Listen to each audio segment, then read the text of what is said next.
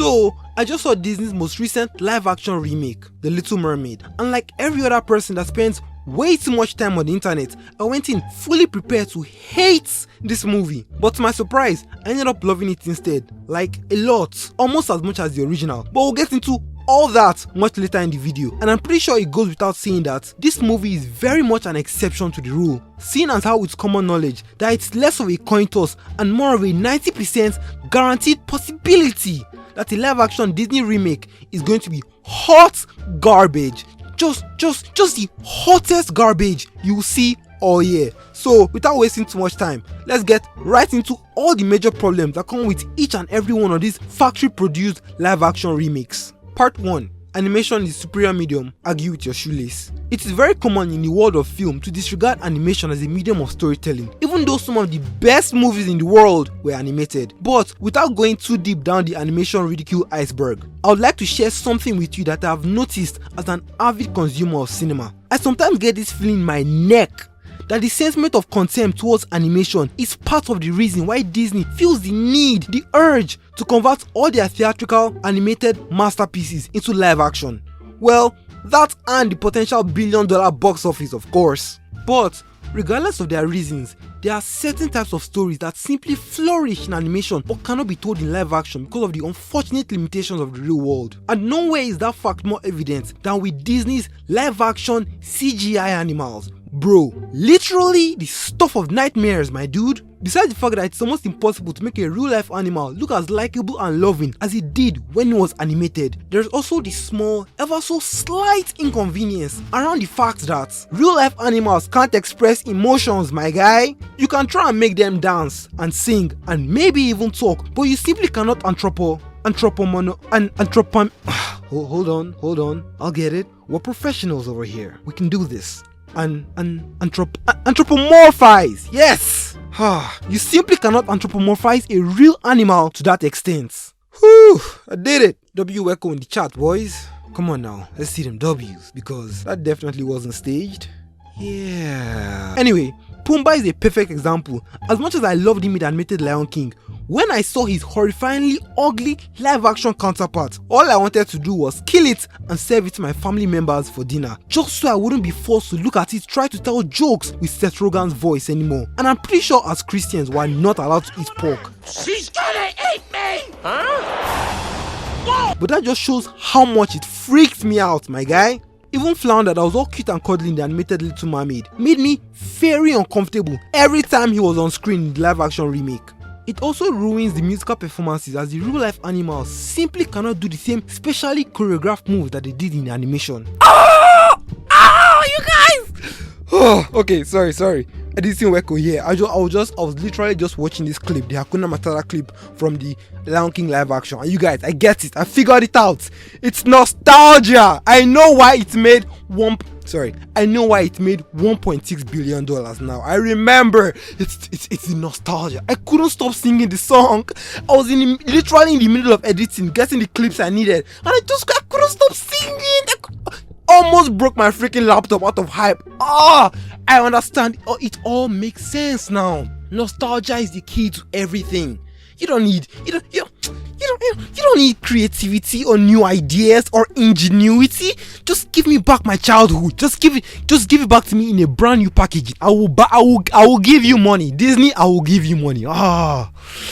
I'm going against the entire philosophy and point of this video. They got me, you guys. They got me. They did it. Yeah. I see why they made $1 billion now. I can see why Lion King made $1.6 billion now. It all makes sense. But yeah, we'll get to that in the, I think, third part 3 of the video. Now is not the time for nostalgia. Just thought I'd hop on here and let you guys know. Whoo! Disney, they know what they're doing. And it works. It works. Okay, back to the video. I'll stop being annoying now. This problem is very noticeable in the I Just Can't Wait to Be King musical number from The Lion King and the Under the Sea song in The Little Mermaid. I mean, they tried their best for the Under the Sea performance in the remake, even though it still doesn't hit the same as it did in the animation. But how exactly did they want to pull this off in the Lion King live action remake with real freaking animals? Side note, I also personally find musicals very weird and very unappealing in the real world, as in live action. They always come out of nowhere and always have me thinking to myself, why can't you just say all this normally? Why do you absolutely need to burst out into a song right now, my dude? But such thoughts never crossed my mind while I'm watching an animation because it fits so well in the medium. There's a scene that's added on the Little Mermaid remake where Prince Eric is just walking by himself by the beach and he just starts singing to nobody for no reason. Like, bro, I'd rather you just exposition dump right to my face than do this nonsense you're doing. But let's get back on track. The real world also isn't as bright and as colorful as the animated world is, so this tends to result in very dark environments and very boring looking characters in the live action remakes, which is why it is almost impossible for people to watch Peter Pan and Wendy, among other reasons, and why the brightest flashlight in the world couldn't brighten up some scenes in The Little Mermaid or make Flounder even 2% more appealing to look at. And worst of all, there are certain scenes and lines that cannot and should not be translated to live action simply because of how goofy they are. So live action will never be able to do them justice and usually just ends up ruining them altogether. Part 2. Black people equal free marketing and identity politics go brrrr. It's no surprise that all the fuss Disney makes about promoting diversity and representation is just a ploy to pander to the people that like such things, and an ingenious marketing tactic to use the other side to promote their movie for free based on the pure outrage that will come from people seeing a black person playing a popularly white character. It worked for Velma, worked for Tinkerbell, worked for Cleopatra, and it's safe to say that it has worked wonders for Ariel. And those are just projects from this year alone. I have a bigger video planned where I dive deeper into this topic, so I won't blow my entire load in this section, but I'll just give you a few bullet points from that upcoming video. It is very clear that Disney doesn't care about black representation because they'll preach diversity 1 minute but turn around and hide black actors on movie posters in other countries that don't buy into all their nonsense for the sake of profit margins. They also end up telling black people how worthless they are because they won't even bother making up original black characters for them to embody or tell accurate stories based on real events about historical black people. No.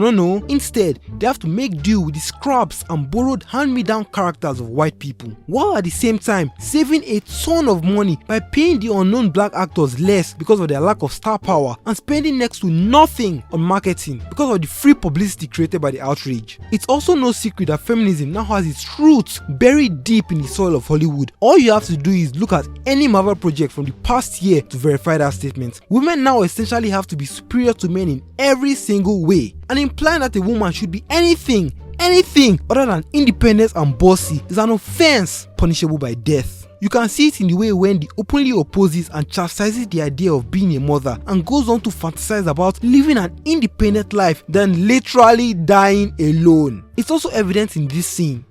You have the boy's magic. No, this magic belongs to no boy. Yeah, Disney! Woo! Oh God!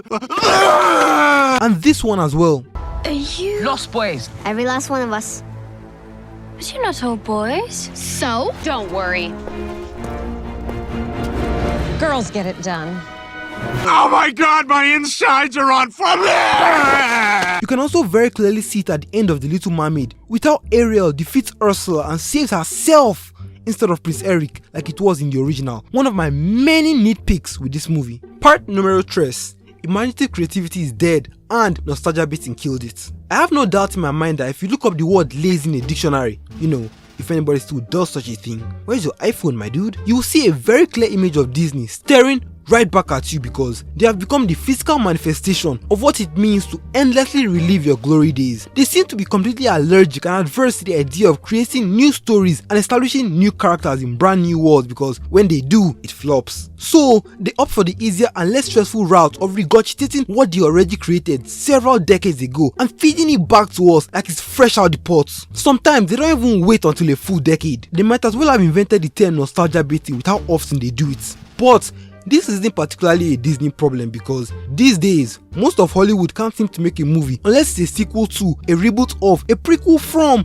or a spin-off from one of several pre-existing market-tested and proven intellectual properties. But in actual fact, it's nobody's fault really. Even from a consumer point of view, all the movies I paid money to see this year in cinemas were all from franchises that I had already been familiar with for years, and I'm sure the same goes for 90% of you guys watching this video right now. So we all need to hold the collective community L on this one. But the difference between Disney, the key difference between Disney and the rest of Hollywood is that at least other studios try to tell new stories with their franchises or experiment with their characters in one way or another. As for Disney, nah, they are way too high IQ to be wasting their precious time doing all that original and creative nonsense. While the other studios are busy trying new things, they essentially just reach into their vault, grab a beloved gem from 30 years ago and smear it all over with bad CGI, a couple diverse actors, and an incredibly on-the-nose political agenda. Then they wrap it all up in a shiny bow, serve it right back to us, allow our fond childhood memories to do the rest, then just sit back and collect the easiest, just the sweetest, most effortless $1 billion paycheck.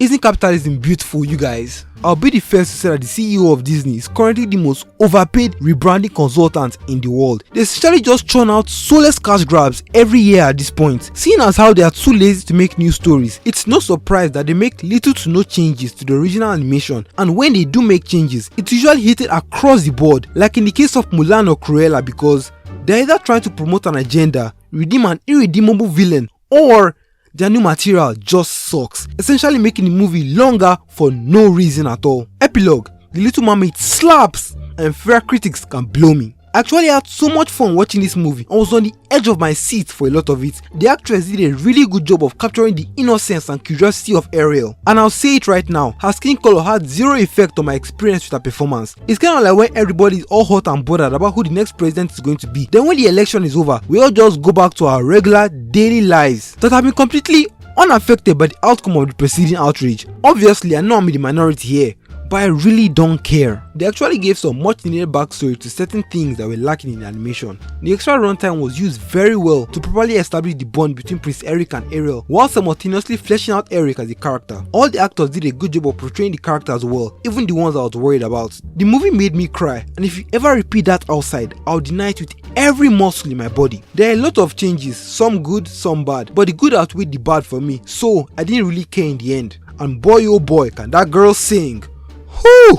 If you're on the fence about seeing this movie, go watch it and take your kids. I know a lot of adults watch my videos. Thanks for watching, don't forget to subscribe, and I'll see you guys in the next video. Yikes bro, I sound like every YouTuber that's ever existed. Gotta give myself a proper outro for real.